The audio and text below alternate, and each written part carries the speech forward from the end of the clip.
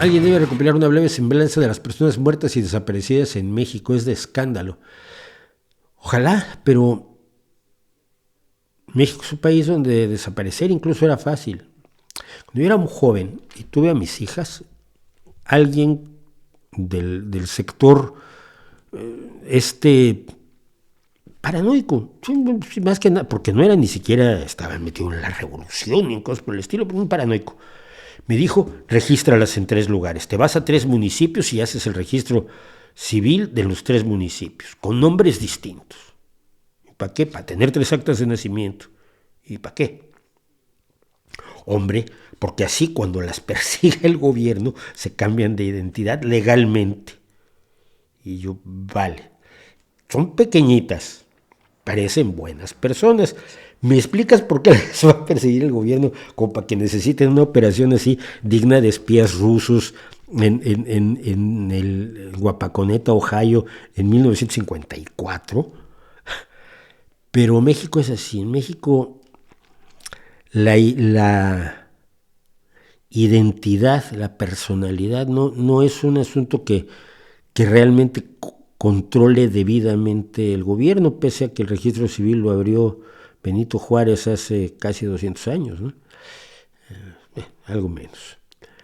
En México es muy fácil desaparecer, y es muy fácil desaparecer sin que nadie de tu alrededor diga que has desaparecido, porque luego les puede tocar a ellos. Ojalá y fuera, mira, yo todos los días, y a veces varias veces al día, si puedo, y depende si me lo encuentro, yo sigo al Museo de Auschwitz en Twitter. Se llama Twitter, me importa un pito lo que diga Elon Musk. Y ellos cada hora publican la foto y la historia de una de las personas encerradas en los campos de exterminio. Algunos pocos de ellos son sobrevivientes, la gran mayoría de ellos asesinados. Fotos de niños de 3 años que te rompen el alma, niños que fueron llevados con sus madres a un campo de exterminio, a Auschwitz, y asesinados en la cámara de gases después de la selección que hacían Mengele y los nazis y demás. Es una forma de precisamente que tengan cara las personas. Cuando tú hablas de 5 o 6 millones de judíos muertos, pues no te dice mucho. Son abstracciones que no caben dentro de nuestros limitados cráneos de primates menos evolucionados de lo que nos gustaría.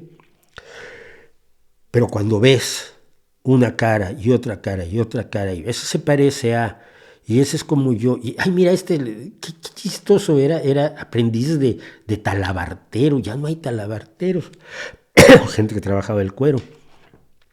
Ay, qué niña tan bonita, qué señor tan distinguido, y todos ellos fueron asesinados.